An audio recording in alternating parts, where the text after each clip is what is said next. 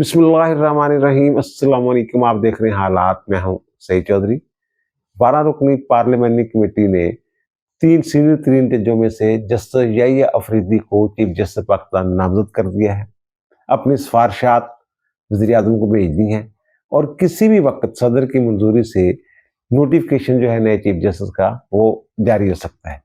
अब बहुत सारे लोग उम्मीदें लगा के बैठे हुए हैं, पीटीआई वाले और पीटीआई के वकला हामिद खान ग्रुप कि जनाब याहिया अफरीदी साहब जो है ये ओहदा कबूल करने से इनकार कर देंगे। इनकार कर देंगे तो फिर क्या होगा? फिर ये है कि जो गजट नोटिफिकेशन आया है 26वीं आईनी तरमीम का, उसमें ये लिखा हुआ है कि 3 जो जजेस हैं सीनियर तरीन, उनमें से एक जज जो है उनको नामजद करेगी कमेटी जो है 2/3 अक्सरियत के साथ। और ये 2/3 अक्सरियत के साथ ही ये फैसला किया गया है। ये 12 रुकनी कमेटी थी जो 3 अरकान थे जिनका तल्लुक पीटीआई और सुन्नी इत्तेहाद कौंसिल से था, उन्होंने बाइकाट कर दिया, वो नहीं आए, पीछे रह गए 9। और एक साहब जो हैं, एक रुकन जो हैं, उन्होंने जस्टिस याहिया अफरीदी की बतौर चीफ जस्टिस तकर्री की मुखालफत की और 8 अरकान जो हैं उन्होंने इनका नाम जो है वो दिया है कि जनाब इनको चीफ जस्टिस मुकर्रर किया जाए। वो साहब जो थे उनके बारे में ये पता ये चला कि वो चाह रहे थे कि सैयद मंसूर अली शाह साहब का, और मंसूर अली शाह साहब के हवाले से मैंने कल के अपने बिलाग में कहा था कि वहाँ उनकी एक स्ट्रांग लॉबी जो है वो काम कर रही है।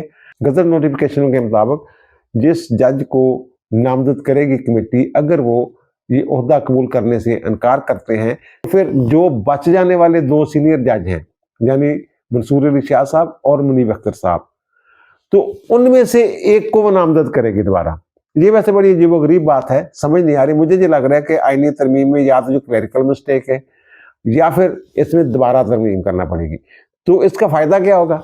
यानी जो 2 जज मुस्तरद हो गए हैं, कमेटी ने पहले मुस्तरद कर दिए हैं, तीसरे जज का ओहदा कबूल ना करने के बाद क्या दोबारा उनको कंसिडर किया जाएगा? ये बड़ी अजीबोगरीब इसमें शक है। और ये उम्मीद लगा के बैठे हुए हैं सारे लोग जो हैं, जो याहिया साहब जो है अफरीदी साहब इनकार कर देंगे और फिर 2 बंदे जो हैं उनको दोबारा कंसिडर करना पड़ेगा।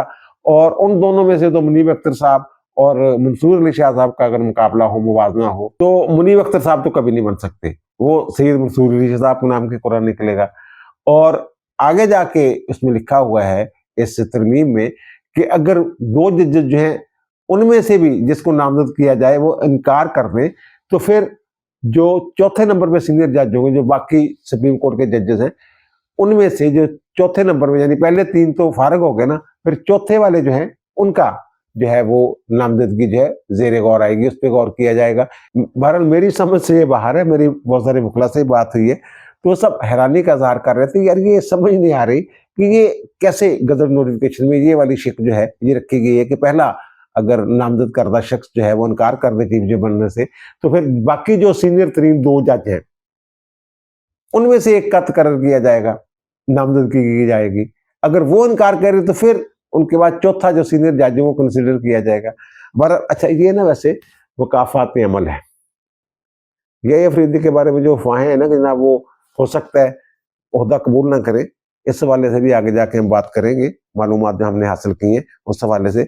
लेकिन एक बात जो है ये मुकाफात अमल है, मुकाफात अमल भी है, बल्कि कहते हैं ना कि एक मनसूबा जो है इंसान बनाता है और एक मनसूबा अल्लाह की ज़ात बनाती है, और फिर होता वही है जो अल्लाह पाक चाहते हैं। तो इसमें यह है कि जो साकम निसार साहब जब चीफ जस्टिस थे ना, उन्होंने ये प्लानिंग की थी कि कुछ इस अंदाज में सुप्रीम कोर्ट में जजों को लाया जाए, मनपसंद जजों को, कि वो यही एक ग्रुप जो है साकम निसार वाला ग्रुप यही चीफ जस्टिस बनता रहे। इसकी एक मिसाल जो है ये मुनीब अख्तर साहब चौथे नंबर पे जज थे सिंध हाई कोर्ट के। अब ये इस दौर में भी चीफ जस्टिस की दौर में भी शामिल थे। तो ये खालिद अनवर साहब जो हैं उनके दामाद भी हैं, भतीजे भी हैं। और साकम निसार साहब को जज बनवाया था खालिद अनवर साहब ने, वो वजीर कानून थे नवाज शरीफ के। और आपको याद होगा कि नवाज शरीफ जब उनकी 58(2)(b) के तहत उनकी हुकूमत जो है वो घर भेजी गई थी, तो उन्होंने नसीब हसन शाह वाले बेंच में उन्होंने केस लड़ा था।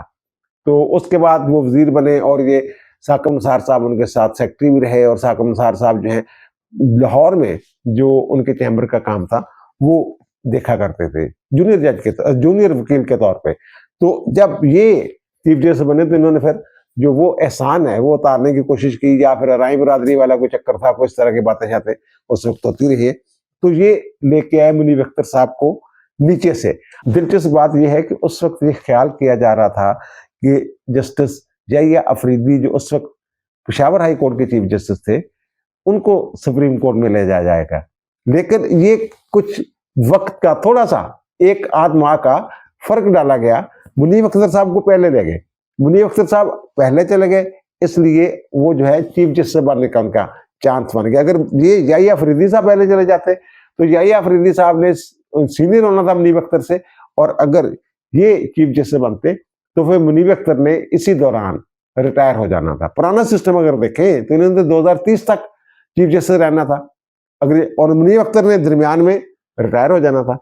अब ये है कि ये पहले लेके आए मुनीब अख्तर साहब को ताकि वो सीनियर बने, यानी कि 8 मई 2018 को मुनीब अख्तर साहब को ये लेके आते हैं सुप्रीम कोर्ट में ताकि वो सीनियर बन जाए।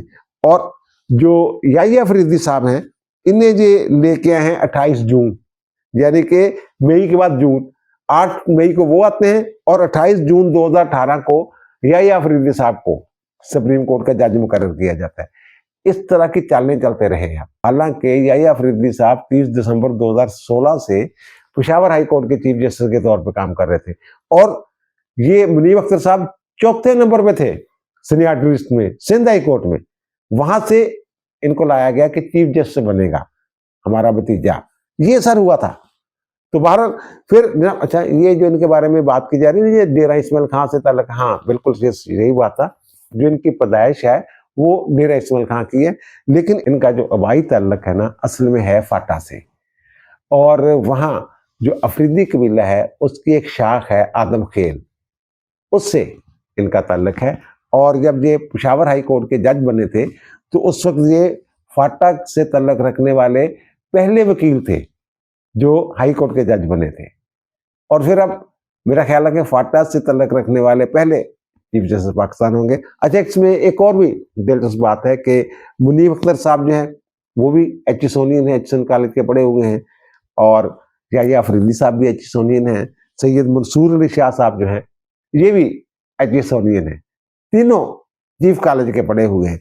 और ये याहिया अफरीदी साहब जो है ये तो स्कॉलरशिप पे, जो कॉमनवेल्थ की स्कॉलरशिप है उस पे ये वहाँ कैम्ब्रिज यूनिवर्सिटी से LLM करके आए थे। बहरहाल बड़ी ग्रिप है इनकी, कानून के ऊपर बड़ी गिरफ्त है, और ये बहुत सारे मुकदमात ऐसे हैं जिनको अगर देखा जाए तो पता चलता है कि ये इंडिपेंडेंट जज हैं, यानी बिल्कुल गैर मुतनाज़ा जज हैं। कोई ऐसी बात अब तक इनकी जजमेंट्स में कोई कीड़ा निकाल ही नहीं सका जिससे पता चले कि जनाब ये कोई अपनी ज़ाती ख्वाहिश के तहत कोई जजमेंट दे रहे हैं या फिर किसी को खुश करने के लिए जजमेंट दे रहे हैं।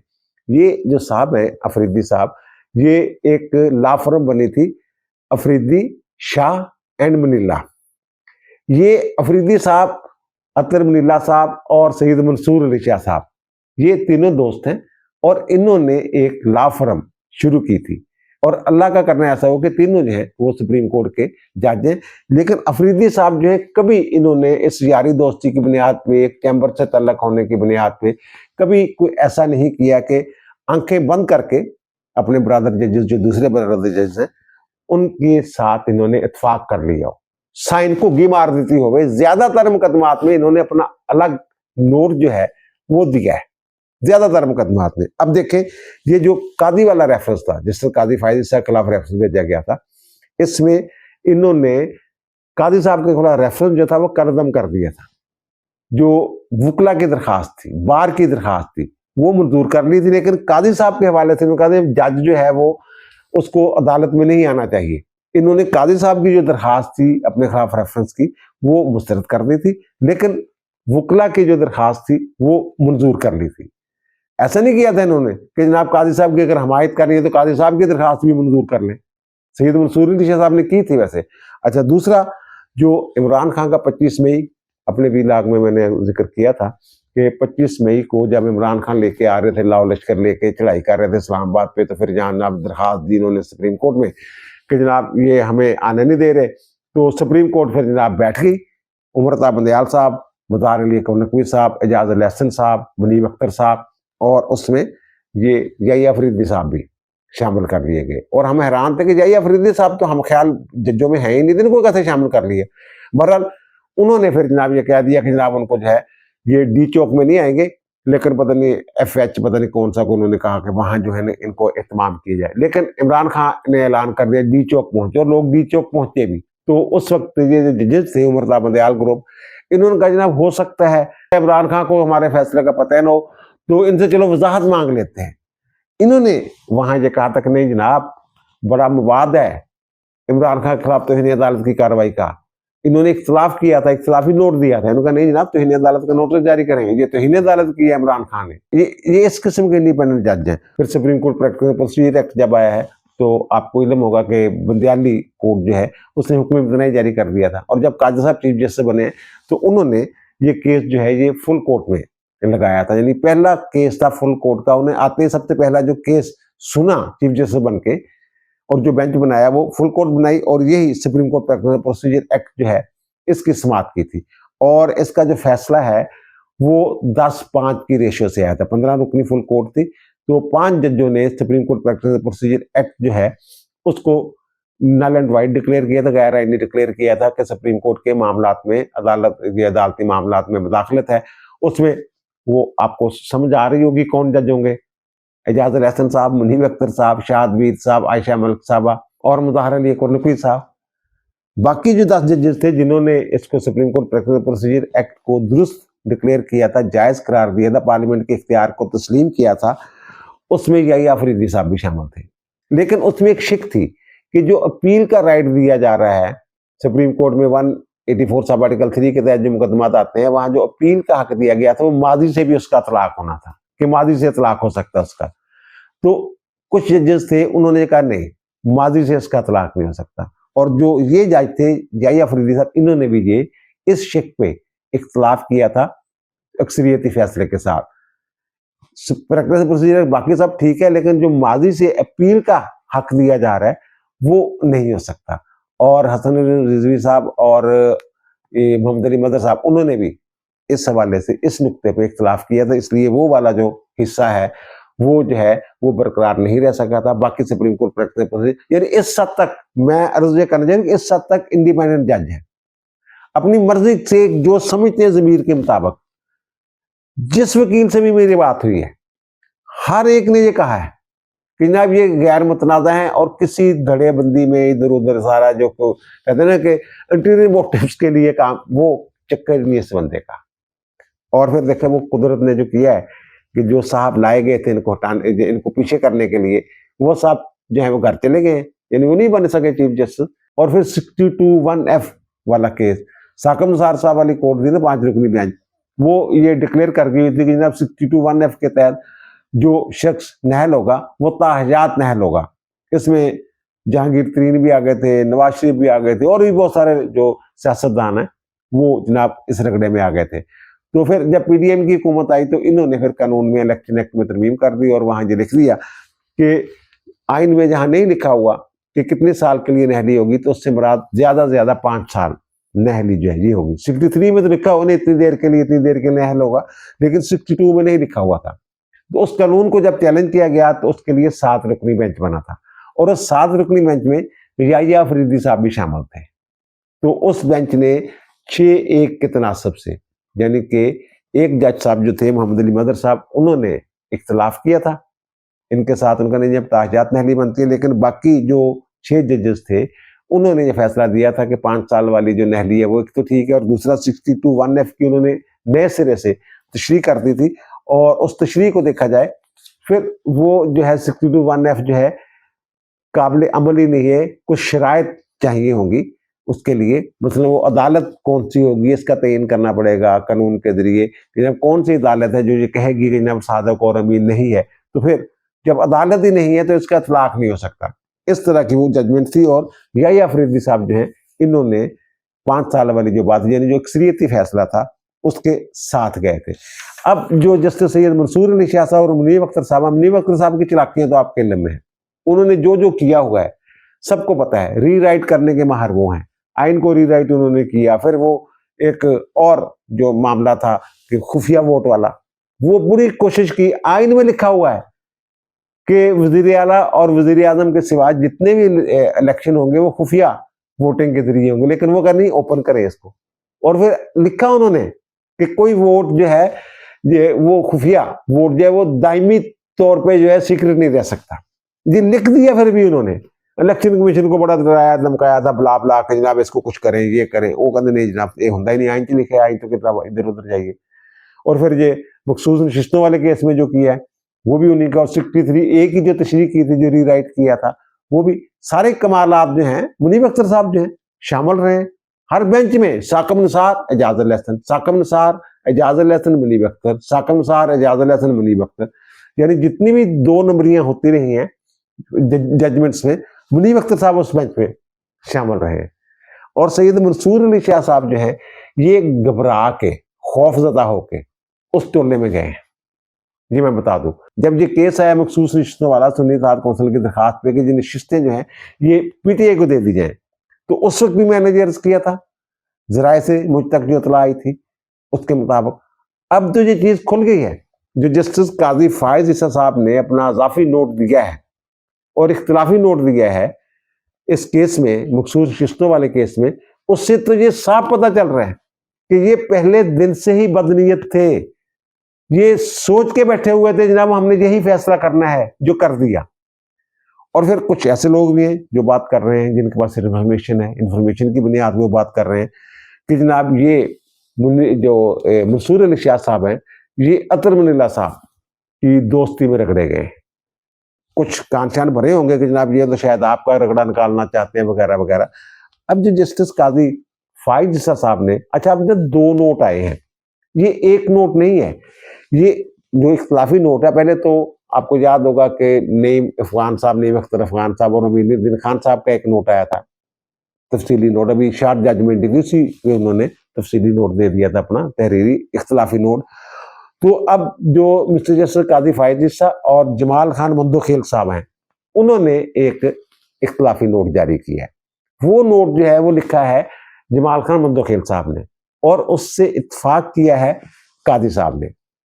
वो उस नोट में, ये मंदोखेल साहब वाला जो नोट है उसमें ये कहा गया है कि जनाब ये जो चीजें बातें कर रहे हैं सारी मफरूजों पे उसी तरह की बातें हैं जैसे वो अमीनुद्दीन खान साहब और नईम अख्तर अफगान साहब ने जजमेंट दी थी। वो कहते हैं ना हमारे सामने जो है 80 बंदों के कागजात जो है, कागजात नामजदगी, जिनके बारे में ये दावा किया जा रहा था जनाब जो सुन्नी इत्तेहाद कौंसिल के जो बाद में शामिल हुए, तो वो कहते हैं हमने उसका जायजा लिया तो उनमें से 41 अरकान जो उनके कागजात नामजदगी आजाद अरकान के तौर पर ये खाली थी। और फिर ये भी नहीं पता चलता कि वो दबाव के तहत सुन्नी इत्तेहाद कौंसिल में गए हों, ये दबाव के तहत आजाद उन्होंने खाना खाली छोड़ा हो। वो कहते हैं इसके लिए सबूत देना पड़ना था, इनके पास कोई सबूत नहीं था, कोई रिकॉर्ड पे ऐसी चीज नहीं थी। और फिर वो अपनी मर्जी से सुन्नी इत्तेहाद कौंसिल में वो शामिल हुए और इस बात का कोई सबूत नहीं है कि वो पीटीआई की हिमायत से आए थे। और फिर उसमें एक और चीज जो लिखी है कि आइन में ये लिखा हुआ है आर्टिकल 51 और 106 में कि किसी बंदे ने अगर सूबाई असम्बली का है या कौमी असम्बली का है, किसी सियासी किसी जमात में शामिल होना है तो 3 दिन के अंदर अंदर होना है। और ये साहबान जो हैं 8 रुकनी जो फैसला देने वाले हैं 13 में से, वो ये कह रहे हैं कि जनाब नहीं 15 दिन, ये 15 दिन कहाँ से ले लिए, ये उन्होंने लिए। और उन्होंने ये लिखा है अपने फैसले में जिन पे दोनों के दस्तखत हैं कि जनाब ये जो लाजम है हमारे ऊपर जजेस के ऊपर कि जो आइन के अल्फाज है ना, मरवजा अल्फाज जो मायनी है उनके मुताबिक तशरीह करनी होती है। ये कोई मसनूई मायने नहीं तलाश करने होते, यानी कि मतलब ये कि इन्होंने मसनूई मायने जो है वो बयान करके ये जो है सुन्नी इत्तेहाद कौंसिल वाला ये जो वाला इधर उधर वाला फैसला दिया। लेकिन जो मैं कह रहा हूँ कि जनाब ये इनकी बदनीति जो है वो साबित होती है जो जस्टिस काजी फायज ईसा साहब वाली जजमेंट है। उन्होंने तो जनाब सारी तारीख बयान कर दी है इस केस की। उन्होंने कहा जनाब सुप्रीम कोर्ट प्रोसीजर कमेटी का जो अजलास था उसमें ज़ाहिर चीफ जस्टिस काजी फायज ईसा थे, मुनीब अख्तर और मंसूर अली शाह साहब, तो उन्होंने कहा मैंने ये कहा कि जनाब उन दिनों ये बातें हो रही थी कि चीफ जस्टिस के ओहदे की मियाद बढ़ा दी जाए, एक्सटेंशन की बातें हो रही थी। तो मंसूर अली शाह साहब के सामने बात हो ही चुकी हुई थी जब वज़ीर कानून करके गए थे, सबको पता था ये कुछ ऐसा हो रहा है।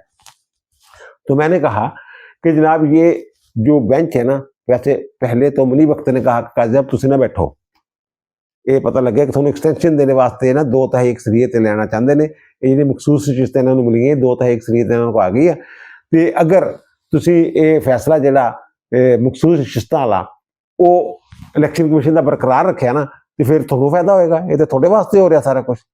तो उन्होंने बहरहाल काजी साहब ने इस वाक्य का जिक्र करने किया, वो लिखते हैं कि जनाब मैंने ये कहा, उनको जो फैसले में लिखा हुआ है, काजी साहब का जो नोट है उसमें ये लिखा हुआ है कि मैंने उस कमेटी के इजलास में ये कहा कि जनाब जो भी मुस्तकबिल में चीफ जस्टिस बनने हैं ना, जिनको फायदा हो सकता है उस तरमीम से जिसके बारे में आप खदशात का इजहार कर रहे हैं कि ये होने वाला है, वो कोई भी इस मैच में ना बैठे।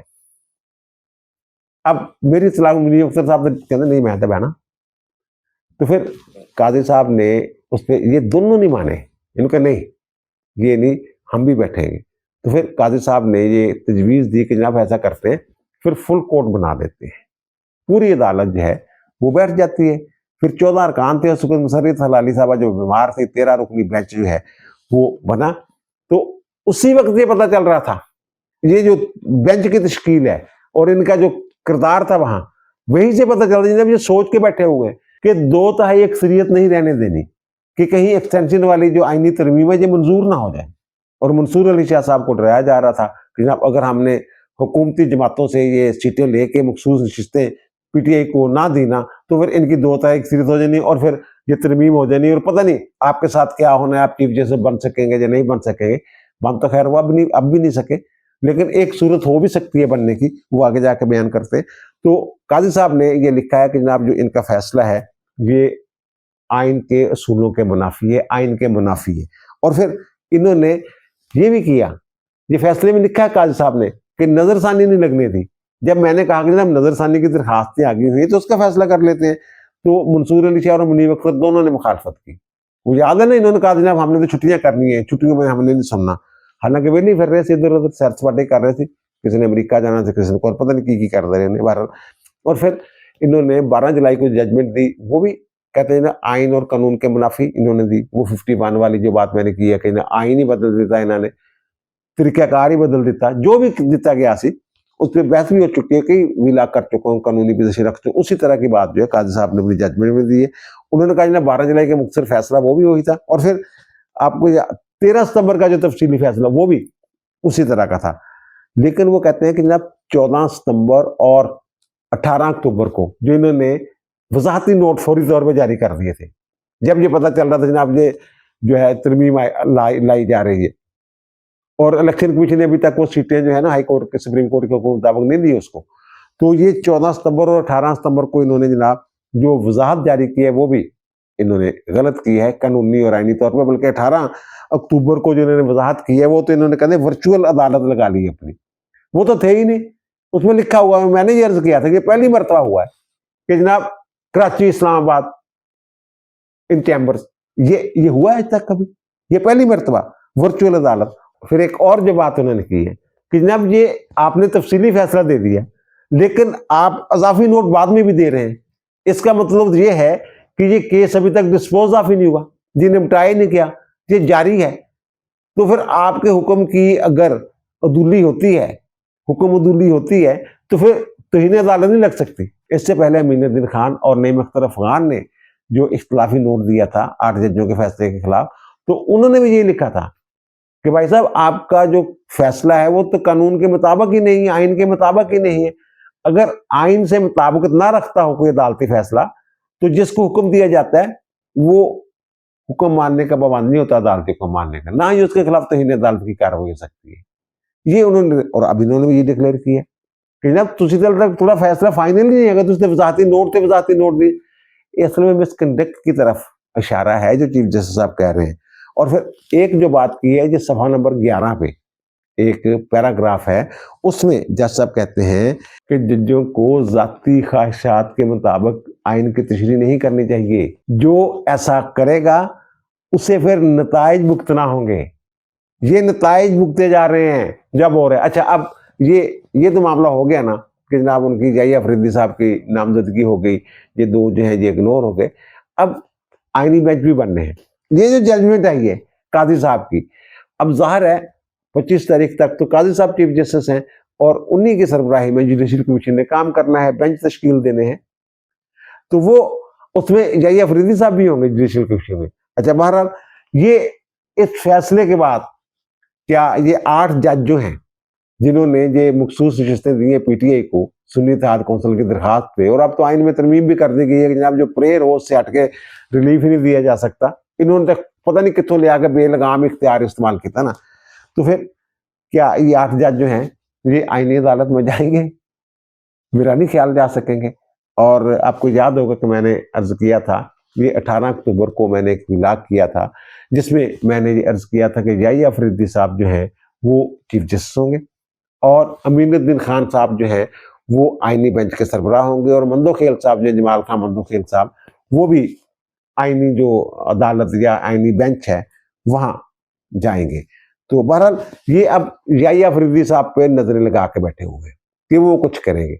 और जो मेरी इत्तला है, जो मुझे समझ है और जो मेरी कुछ लोगों से बात हुई है, तो वो कहते हैं कि ये नहीं, ऐसा नहीं होगा। वो कहते हैं कि जब इस चीज का इम्कान जीरो है कि याहिया अफरीदी साहब जो हैं इनके कहने पे यारी दोस्ती में ये इनकार कर दें ये ओहदा कबूल करने से। और दूसरी जो मैंने बात की है ना कि सैयद मंसूर शाह साहब जो हैं उनके पास एक चांस है अभी चीफ जस्टिस बनने का, और वो क्या है कि पहले तो इन्होंने 2030 में रिटायर होना था याहिया अफरीदी साहब ने, चीफ जस्टिस बनने के बाद ये 3 साल बाद रिटायर होंगे क्योंकि अब तरमीम आ गई है।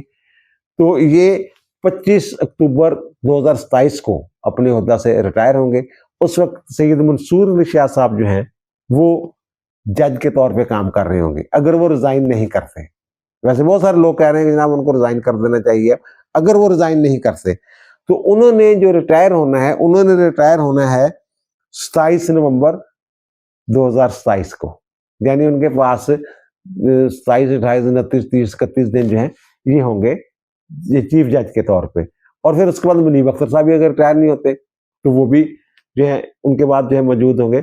लेकिन मोहम्मद अली मजहर साहब जो हैं वो बीच में आ जाएंगे उस वक्त। इस वक्त नहीं बन सकते पुराने आइन के मुताबिक। नई तरमीम के मुताबिक मोहम्मद अली मजहर साहब जो हैं, फिर जो कुर्रा निकलेगा मुनीब अख्तर, मोहम्मद अली मजहर और आयशा मलिक, इन तीनों के दरमियान। और इन फिर देखें वो क्या हो, वो तो बड़ी लंबी बात है, बड़ी दूर की बात है, पुरानी बात है। बहरहाल देखिए अब क्या होता है। आज का दिन भी बड़ा अहम है, जो अफवाहें हुए हैं वो दम तोड़ेंगे इंशाल्लाह। अब दीजिए मुझे इजाजत, इंशाल्लाह दोबारा मुलाकात होगी नए भी इलाके के साथ। अल्लाह ताला आप पर, मुझ पर, हम सब पर मेहरबान रहे। अल्लाह हाफिज।